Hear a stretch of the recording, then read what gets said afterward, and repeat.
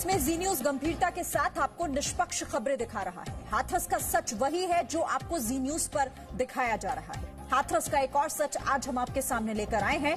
जी news के पास आरोपी संदीप की एक चिट्ठी है। इस चिट्ठी को उसने एसपी सिटी को 7 अक्टूबर को लिखा है, जिसमें उसने खुद को और अपने साथियों को निर्दोष बताया। जी न्यूज ने आपको जो सबूत अब तक दिखाए हैं, उसमें से यही साबित होता है कि पीड़ित लड़की और आरोपी युवक संदीप पहले से एक दूसरे को जानते थे। जी न्यूज को एक और चिट्ठी मिली है। ये चिट्ठी है पीड़ित के भाई की, जो उसने 14 सितंबर को पुलिस को लिखी थी, और उस चिट्ठी में भी कहीं गैंगरेप का जिक्र तक नहीं है। अब यही दोनों चिट्ठियां हाथरस केस की जांच की दिशा बदलने वाली हैं।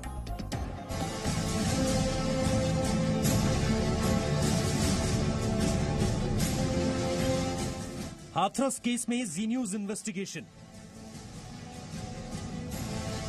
जो जी न्यूज ने दिखाया वही सत्य सामने आया। जी न्यूज पर सच के सबूत। आप अपनी टीवी स्क्रीन पर इस वक्त जो चिट्ठी देख रहे हैं, वो चिट्ठी हाथरस केस की जांच की दिशा बदल सकती है। ये चिट्ठी हाथरस केस के मुख्य आरोपी संदीप ने हाथरस के एसपी को 7 अक्टूबर को लिखी है। इस चिट्ठी में संदीप ने खुद को निर्दोष बताते हुए पीड़िता के साथ दोस्ती की बात कबूल की। चिट्ठी में ऐसी कई बातें लिखी हैं जो हाथरस केस की कहानी बदल सकती है। खत में संदीप ने लिखा है, पीड़िता मेरे ही गांव की लड़की है। पीड़िता के साथ मेरी पहले इससे दोस्ती थी। मुलाकात के साथ मेरी और उसकी कभी कभी फोन पर बात हो जाती थी। मेरी ये दोस्ती उसके घर वालों को पसंद नहीं थी। जी न्यूज ने पहले ही कॉल डिटेल के आधार पर बताया था कि संदीप और पीड़िता के परिवार के एक नंबर के बीच बातचीत होती थी। ये नंबर पीड़िता के बड़े भाई के नाम पर रजिस्टर्ड है। दोनों फोन नंबर्स के बीच अक्टूबर 2019 से मार्च 2020 के बीच लगभग 5 घंटे की बातचीत हुई थी। इसके अलावा जी न्यूज ने आपको गांव के कुछ लोगों का बयान भी सुनाया था, जिन्होंने दावा किया था कि आरोपी और पीड़ित लड़की एक दूसरे को पहले से जानते थे। संदीप का मामला प्रेम प्रसंग का चल रहा था। कब से? करीब हो गए 1.5 साल के करीब। क्या हुआ? आमने सामने इनके मकान है, तो ये तो यूं आने पर था इनका। क्या कभी कोई पंचायत भी हुई ग्राम में इनको लेकर? पंचायत घर भर के बैठ गए थे आपस में, तो उन्होंने लड़के को नौकरी के लिए भेज दिया। परिवार वालों ने बोला भाई ऐसी बात है, तो घर वालों ने लड़कों को नौकरी के लिए भेज दिया। चिट्ठी में संदीप ने घटना वाले दिन का भी जिक्र किया है कि आखिर उस दिन पीड़िता के साथ क्या हुआ था।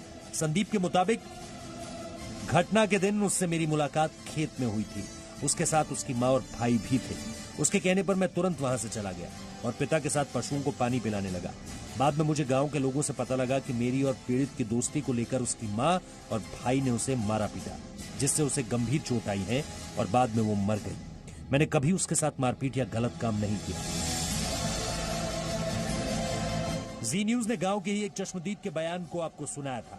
वो बयान भी आरोपी संदीप के दावे से मेल खाते हैं। सत्येंद्र उसका भाई है, जिन्होंने उसको मारा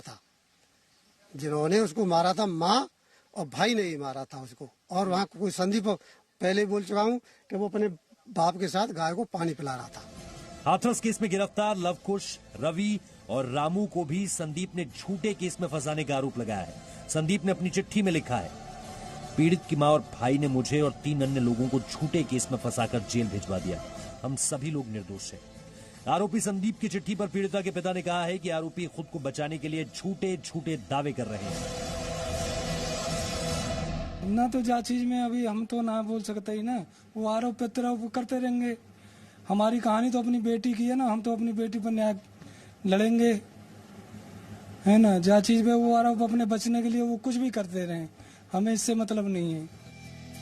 आरोपी संदीप की चिट्ठी में जो कुछ भी लिखा है वो कितना सत्य है, ये तो जांच के बाद ही पता चलेगा। लेकिन जी न्यूज आपसे ये वादा करता है कि हाथरस केस में हम आप तक सिर्फ और सिर्फ निष्पक्ष खबरें पहुंचाते रहेंगे।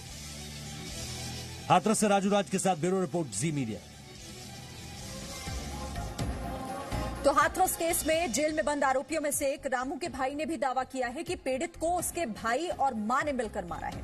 जी न्यूज से बातचीत में रामू के भाई हरिओम ने कहा कि आरोपी निर्दोष है, क्योंकि वो तो घटना वाले दिन डेयरी प्लांट में काम करने गया था। हमें भी लगता है कि ये परिवार की तरफ से ही मारा गया है, उसके भाई ने और उसकी मां ने। घटना जब हुई है तो वो यहीं पानी पिला रहा था अपने पापा के पास गाय को। वो वहां से निकले थे अपने खेत से, उसका लड़की का पिता, उसकी माँ और लड़की। भाई तो बाद में गया होगा। आपने देखा था? मैंने देखा था, मैंने टोका था उन्हें। मैंने कहा ओस पड़ रही है अभी तो, अभी क्यों जा रहे हो भाई? वो लेने घास क्या, अभी तो ढूंढेंगे कौन से खेत में घास लेनी है, कौन से में नहीं लेनी है, जब तक वो हट जाएगी। मैंने कोई बात नहीं, हट जाएगी तो मैं अपनी गाड़ी लेके वहां चला गया अपने खेत पे। और जिस दिन घटना स्थल हुई थी ये, तो रामू चिलर पे था। वो 7 बजे चला जाता है दूध के प्लांट में, 7 से फिर 11:30 पौने 12 बजे के वापस आता है। फिर रात को जाता है 7 बजे के आसपास, 7 सवा 7 बजे जैसे। फिर वो 11:30 पौने 12 बजे फिर रात को आता वापस। Presenting B News app, available on Google Play and App Store. Download it now.